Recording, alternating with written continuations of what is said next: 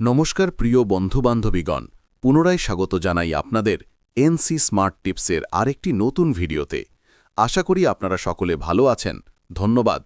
আজকের এই বিশেষ ভিডিওতে আমরা আলোচনা করব 2025 সালের লক্ষ্মী পূজা কবে পালন করা হবে, পূজার সঠিক সময় ও তিথি কখন, এবং এই শুভ দিনে কোন কাজগুলো করলে মা লক্ষ্মীর কৃপা ঘরে স্থায়ীভাবে বিরাজ করবে।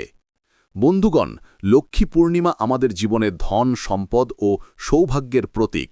তাই আজ আমি একে একে আপনাদের জানাব 2025 সালে লক্ষ্মী পূজার সঠিক তারিখ ও পূজার সময়, এই দিনে কি দান করলে সর্বোচ্চ সুফল পাওয়া যায়, এবং পূজার সময় কোন ভুলগুলো একেবারেই করা উচিত নয়।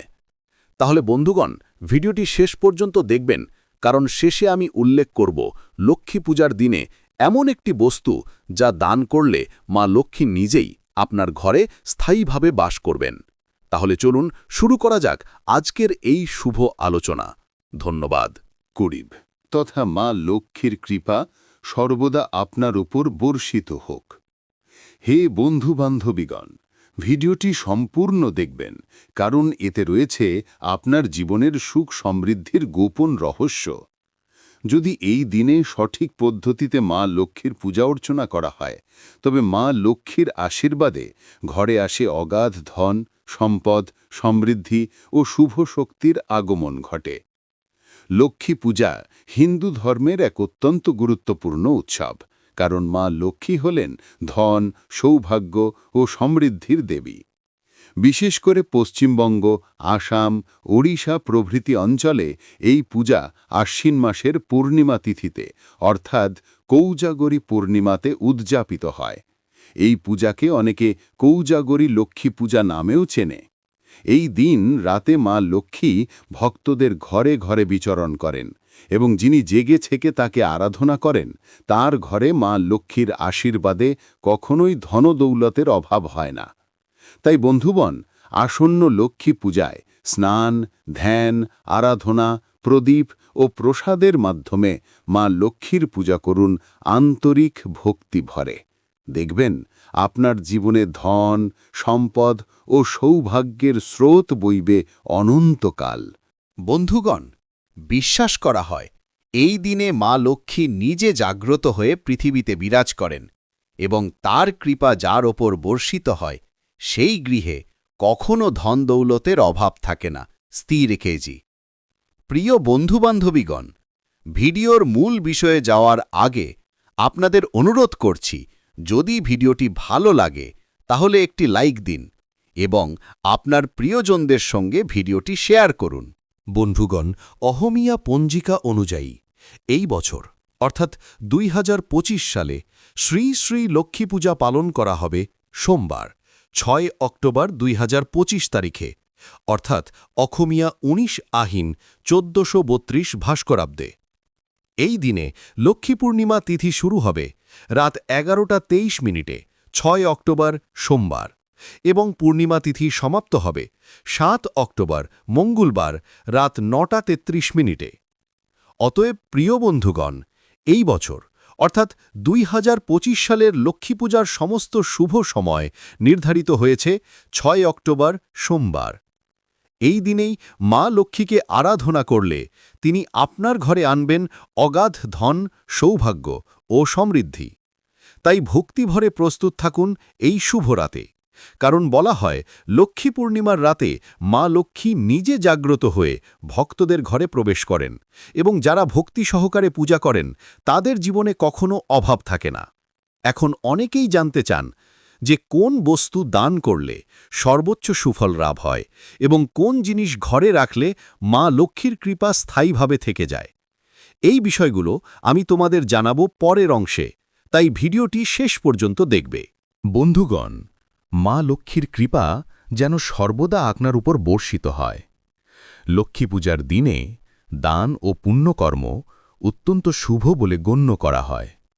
ধর্মশাস্ত্রে উল্লেখ আছে, এই দিনে ভক্তিভরে কিছু নির্দিষ্ট বস্তু দান করলে মা লক্ষ্মী সন্তুষ্ট হন, এবং ঘরে আসে ধন, সমৃদ্ধি, শান্তি ও সৌভাগ্য। চলুন জেনে নেওয়া যাক লক্ষ্মী পূজার দিনে কোন কোন দান সবচেয়ে শুভ ফল প্রদান করে? প্রথম দান, অর্থ বা ধন দান। লক্ষ্মী পূজার দিনে নিজের উপার্জিত অর্থের একটি ছোট অংশ দান করা অত্যন্ত শুভ বলে মনে করা হয়। বিশেষ করে যদি আপনি সেই অর্থ দরিদ্র, অসহায় বা অভাবগ্রস্ত মানুষের মধ্যে প্রদান করেন, তাহলে আপনার ঘরে স্থায়ী ধন সম্পদ ও সৌভাগ্যের আগমন ঘটে। দ্বিতীয় দান, অন্নদান অর্থাৎ খাদ্যদান। অন্নদানকে বলা হয় সর্বশ্রেষ্ঠ দান।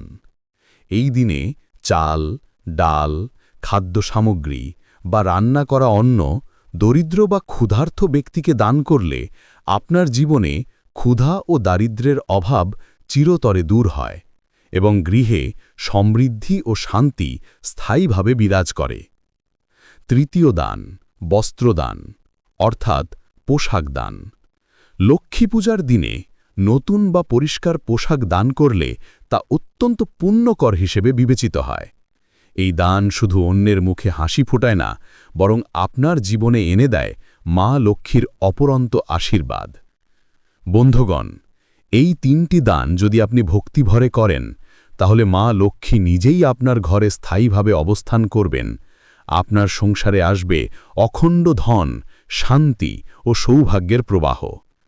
তাই লক্ষ্মী পূজার এই শুভ দিনে মনে রাখবেন, দানই হল দেবী লক্ষ্মীর সন্তুষ্টির সবচেয়ে বড় উপায়। বন্ধুগণ, লক্ষ্মী পূজার দিনে দান পুণ্য করা এক বিশেষ শুভ কাজ বলে মনে করা হয়। এই দিনে ভক্তি ও বিশ্বাস সহকারে দান করলে মা লক্ষ্মী ভক্তের ঘরে স্থায়ীভাবে বিরাজ করেন এবং তার কৃপা কখনো কমে না। চলুন এবার জেনে নেওয়া যাক আরও কিছু বিশেষ দান যা লক্ষ্মী পূজার দিনে করলে আপনি পাবেন অসীম পুণ্য ও আশীর্বাদ। বন্ধুগণ, লক্ষ্মী পূজার অন্যতম গুরুত্বপূর্ণ অংশ হল পঞ্চম ধাপ, প্রতিমা পূজা। এই সময় প্রতিমার উপর গঙ্গাজল বা গোলাপ জল ছিটিয়ে নিতে হবে, যাতে পরিবেশ এবং মন উভয় পবিত্র হয়ে ওঠে। মনে রাখবেন, এই সময় পবিত্র বায়ু ও পবিত্র মনই পূজার মূল শক্তি।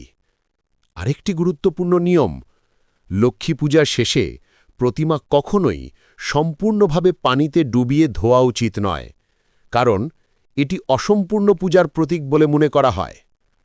প্রিয় বন্ধুবান্ধবীগণ, এই নিয়মগুলি যদি আপনি ভক্তি ও শ্রদ্ধা সহকারে পালন করেন, তবে মা লক্ষ্মীর অখণ্ড কৃপা আপনার গৃহে স্থায়ীভাবে বিরাজ করবে। আপনার ঘর ভরে উঠবে ধন, শান্তি, সৌভাগ্য ও সমৃদ্ধিতে। বন্ধুগণ, মনে রাখবেন, লক্ষ্মী পূজা কেবল একটি রীতি নয়, এটি ভক্তি ও পবিত্রতার উৎসব।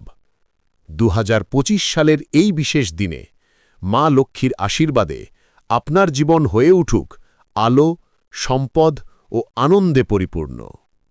যদি ভিডিওটি আপনার ভালো লেগে থাকে, তাহলে অবশ্যই লাইক ও শেয়ার করুন এবং কমেন্ট বক্সে ভক্তি ভরে লিখুন জয় মা লক্ষ্মী। আর যদি আপনি আমাদের চ্যানেলে নতুন হয়ে থাকেন, তাহলে চ্যানেলটি সাবস্ক্রাইব করুন এবং বেল আইকন প্রেস করুন, যাতে এমনই ধর্মীয় ও তথ্যবহুল ভিডিও আপনি সবার আগে পান।